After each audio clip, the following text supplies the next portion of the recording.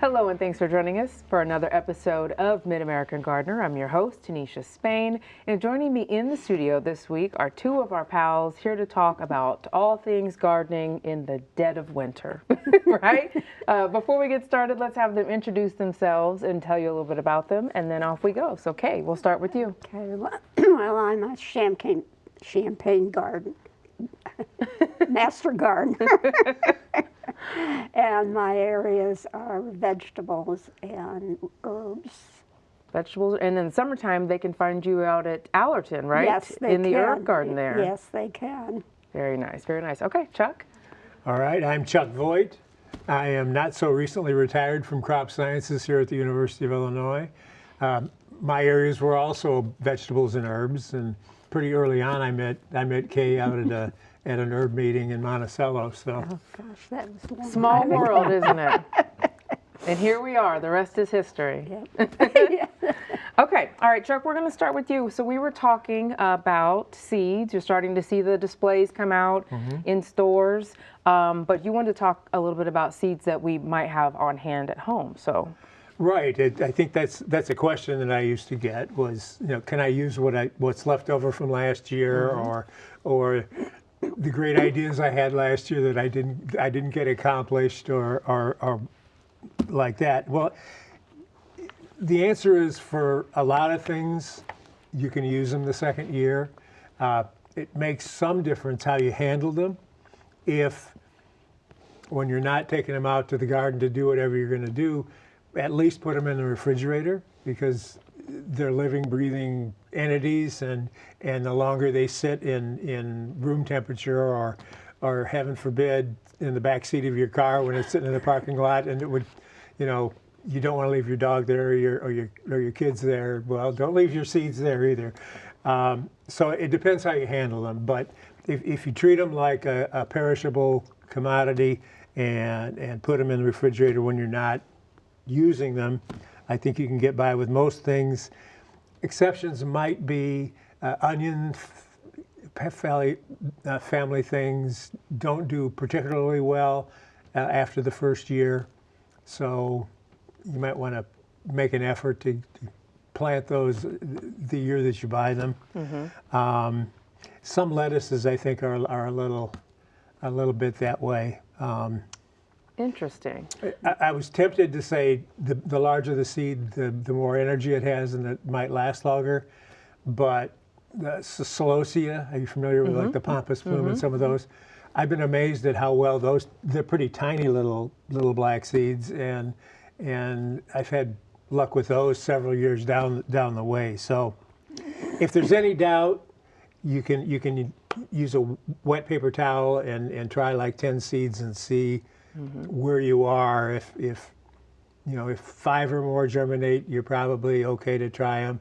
If it's less than that, you're probably going to be disappointed, because you won't be able to judge how to get a proper stand. But Is there anything, even if you do take the absolute best care of them, have them in the refrigerator and that kind of thing, do they slowly degrade over time? Is that a thing? well, metabolism is going on in them, even if you slow it down in a cooler or in a freezer. And it just depends. I had tomato seeds that had been in the cooler from, I think, 1997 until in the 2010s. And I brought some of those out and was amazed that I actually got some of them to germinate. And so, and if you go to like Seed Savers, they have super cool storage where they vacuum pack them, put them in icy storage, and they can plan on them lasting 10 years. It's Gotcha. it just all depends on how much work you're willing to do. I didn't do as good a job with these as I should have last year, but Yeah. we're probably going to try some of them anyway. If they're things that can be transplanted, you can plant them in a flat or something, and if they fail there, then it's not a lot of space At least or time. you'll know. Yeah. Yeah. That is good to know, though, because we've all got seeds that well, after you make the first mistake of planting, 10 cantaloupe, then you just do 2 the next year, and you've got several left in the pack. So that's good to know that you can at least give them a shot. And even the fine hybrid muskmelons, you might be paying $6 or $7 for 10 seeds. Yes. And if you can keep those in a cooler and use them for 2 or 3 years, it kind of spreads that cost out. The cost of hand pollinators must have gone through the roof, because the last couple of years there's been a real jump up in like triploid watermelon seeds and some of those things that there's a lot of hands-on involved in making those happen. Gotcha. I didn't realize that, but good to know. And there are resources in different communities. I know in Vermilion County, they have a great big seed exchange at the library that people will bring seeds in that they've saved and drop off there. So there are ways to hopefully kind of bring that cost back down, but you're right. Well, and also if you maintain heirloom tomatoes or other things, you want to know that you don't have to, positively have to grow them every single year. When I had a potato collection, that was kind of the drudgery part of it, because, well, first of all, because I went crazy and had 150 varieties. That's quite a collection. And second of all, unless you're set up to do tissue culture or something where you can hold them, you have to grow the vegetatively propagated things every year. And so that became quite a burden. That's a beast to kind of continue to feed. It is. Your curiosity turns into a lot of backbreaking labor. But we'll have to get into that story on another show. okay.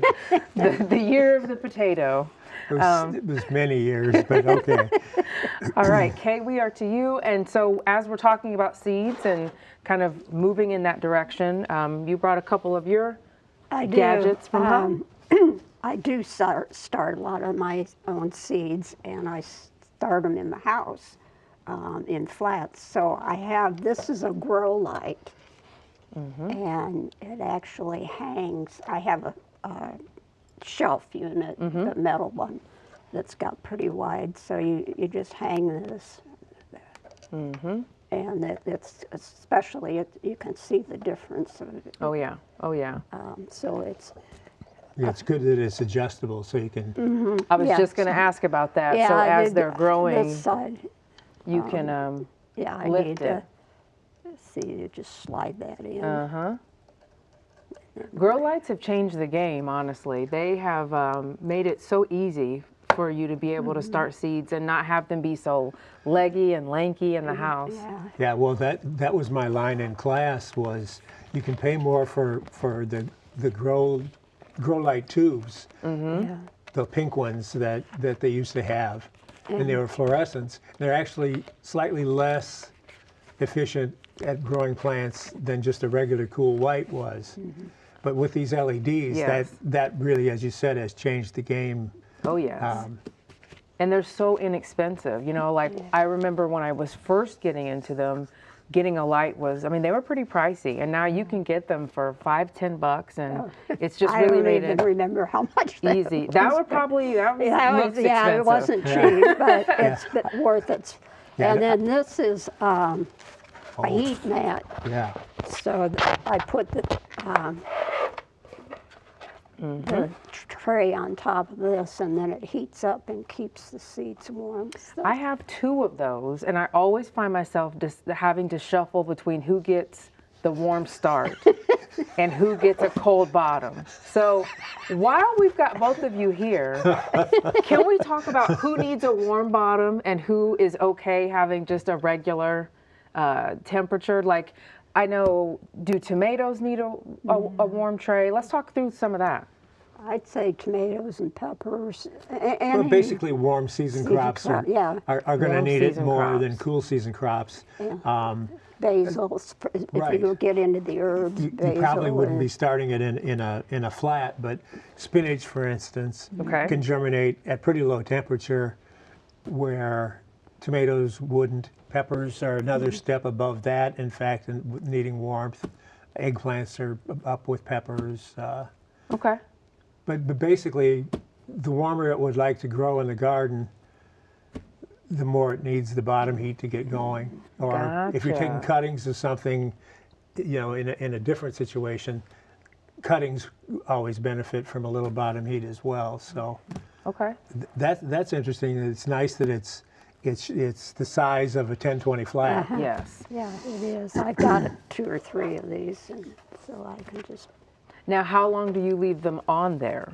Do you, like, once they... well, until they germinate and until, they're ready to be potted.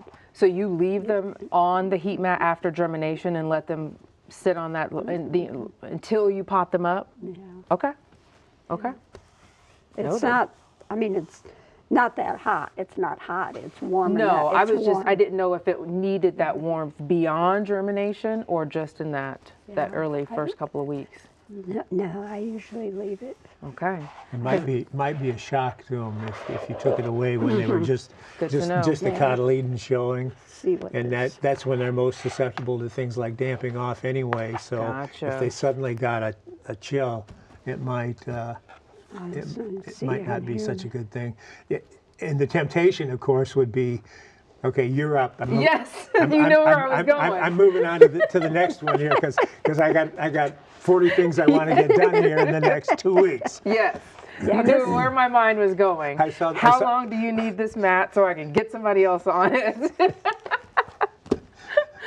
Excellent, excellent. And they don't take a lot of energy either. No, Those are they don't. the low wattage. And They I- really do help a lot. I have a timer Ah, as well. That, yes. That's in so you can turn it off or on or lower or whatever. Gotcha. Okay. We love gadgets that make the job Oh, a little boy. bit easier. A little bit easier. I don't know if it's ever going to happen, but I would love to have one of those LED stands where there's like 3 or 4 levels.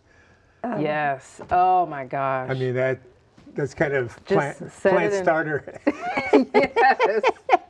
nirvana. Everything built in. We don't have room for things like that. Well, yeah, You know that's what? one of the reasons why I don't have one of those. Is I mean, room, I've got but- a shelf in the dining room. That's all devoted to plants. Yep, same. And this is that time of year where I'm snatching stuff out of the trash and don't throw that away. I need that. All were you hands on deck. thinking? Yeah, that's not trash. No, there's a lot of things you can It's do a with useful that. garden Yeah, tool. that is. All right. So every year about this time, we post Chuck's planting guide for winter sowing, and this thing has taken on a life of its own.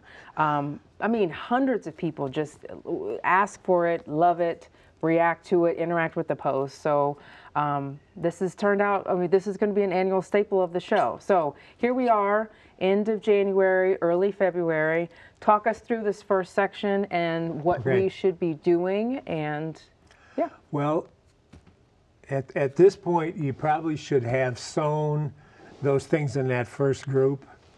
Although you could probably bleed it into February if you needed to. But the onion kinds of things, the shallot kind of things, leeks, chives, and then slow things with small seeds like celery, celeriac, parsley.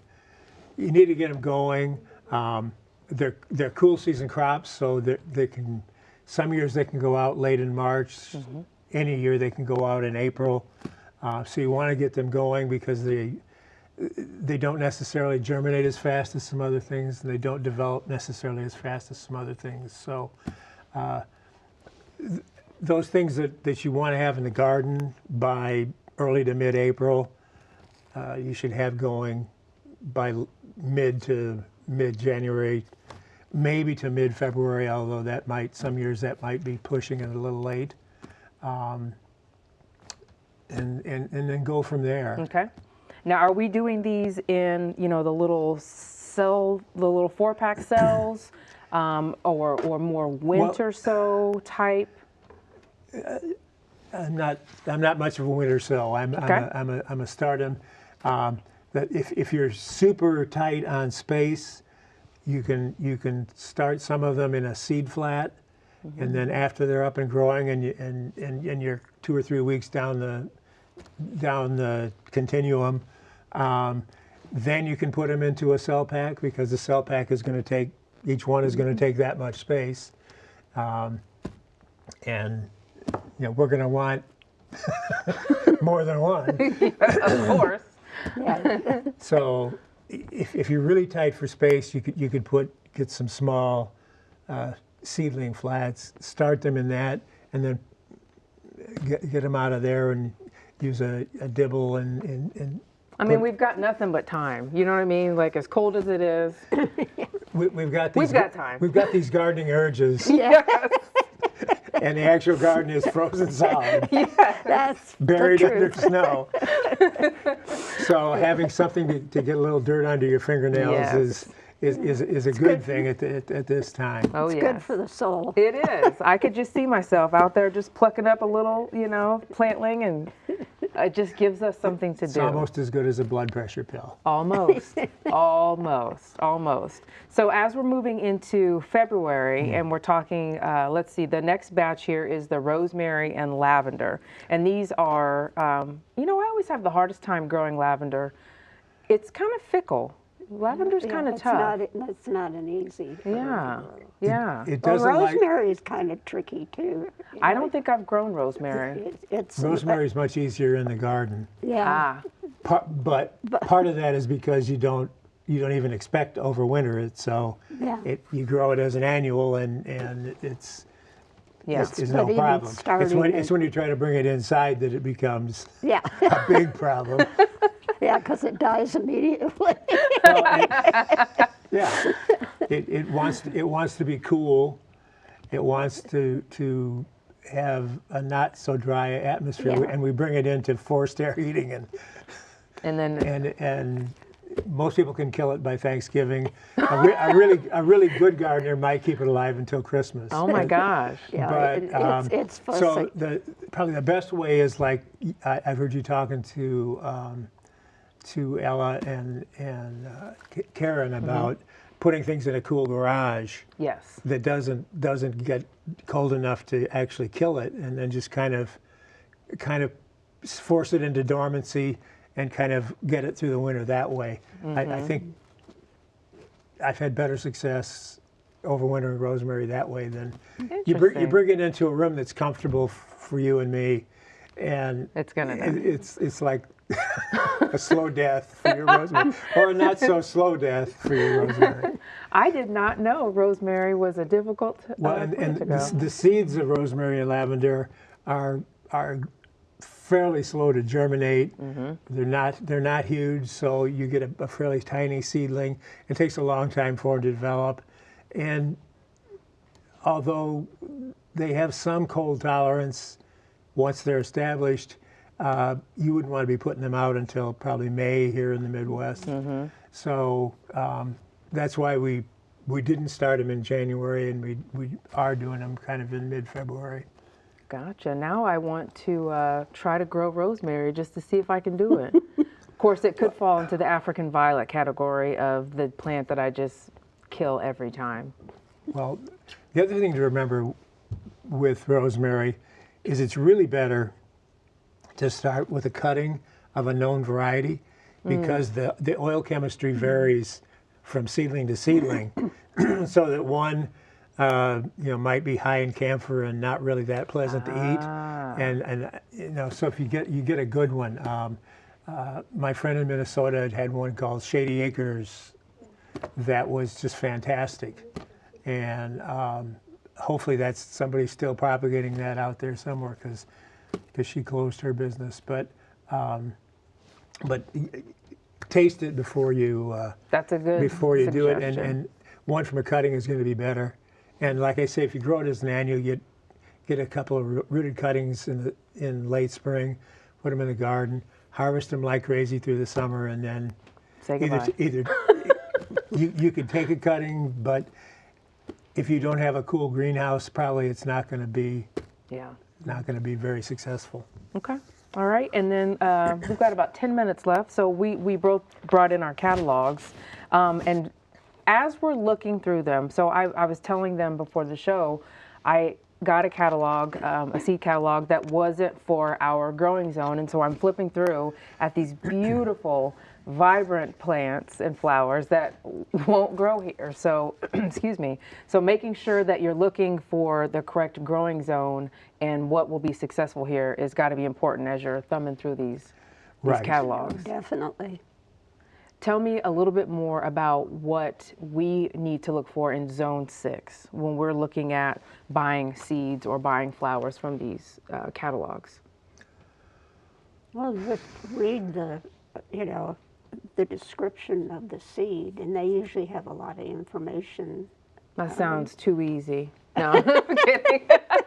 Reading the seed packet sounds way too easy. Well, not yeah. necessarily the packet, but the catalog. Oh, gotcha. Like the description of said. I Description. think, especially seed savers, I think. The is days to pretty good. harvest, I think, is pretty important, Yes. because there are some things that have a longer days to harvest than we have frost-free days here. Some of the larger peanuts come to mind that we really don't have necessarily a long enough season to grow peanuts to full maturity. That's a good point. So looking at the mature date or the blooming date, any other tips for folks who are buying seeds just out of a catalog? Well, if you look at the entire catalog, you can tell that there are some that the one that you have there, it's a company that's based in Maine, but they're doing their trials and their selections based on national marketing. Ah, And a lot of the annual vegetable crops particularly, it's not going to make a terrific amount of difference as long as you have enough degree days to mature the crop. But I guess you can look at where they're located, but in some instances it's not going to make a huge difference. And other ones like the southern one that you were looking at, yes. it might make more difference. Now, what is your fave? Which one do you just, you can't wait to get your hands on it every year? Well, going back to my potato collecting days, it's hard to beat the Seed Savers Winter Yearbook, because there's just hundreds and hundreds of varieties of things, even more varieties of potatoes than I ever had. Oh my gosh, more than 150, huh? Yeah.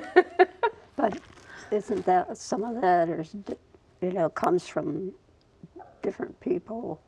Like, do you Seed submit to savers. this? It's a network of Yeah. people who might be maintaining one bean or 20 tomatoes. Yeah, yeah. And I know. they just offer them through the exchange, and the conglomerate of that is that you get something like this Gotcha. that List yes, more enlightened people search online, and I I don't know. There's still something about that Right, analog. yeah. I was a life subscriber when they really needed the money, and more than 40 years ago, and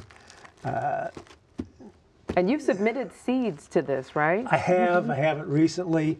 In the current postage expense system, I haven't done it lately, and I would imagine it's gotten considerably more expensive to do the exchanges, just because they used to treat a padded envelope like a letter, and now they treat it like a package.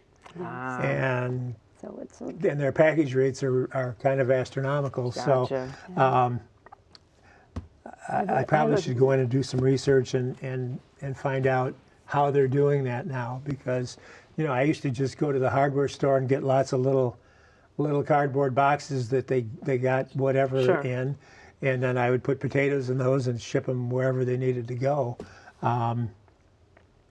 But That's changed. packages now, it might be $10, $12 to send a few ounces of potatoes somewhere now. So Interesting. yeah. Have you submitted anything to Seed Savers? not recently. No. I did for years. Very was a cool. member. I didn't know that. I know you participated with the broom corn, The wasn't it? red and black broom corn is still in here. For some reason, they got it separated, so one is listed as a sorghum and one is listed as, I don't know. Somehow the red and the black got shifted into two slightly different categories, which I don't understand because they're just cultivars that are different. But Yeah, I don't have this year's this book, but I've got this one. yeah, yes. Well, and then they, after years of resisting, they went to having an actual catalog because this group popularized heirloom crops, and then other people came into the marketplace and were making money hand over fist. And so it finally dawned on seed savers that, we're missing out. We're missing a great way to support our mission. And so they each year they go through their collections and grow out enough to offer a pretty wide array of things, and they change it from year to year so that you can stay crazy interested in something that you see that's new. There's a couple of lima beans in here that might make my knuckles itch to wanting to get them in the soil.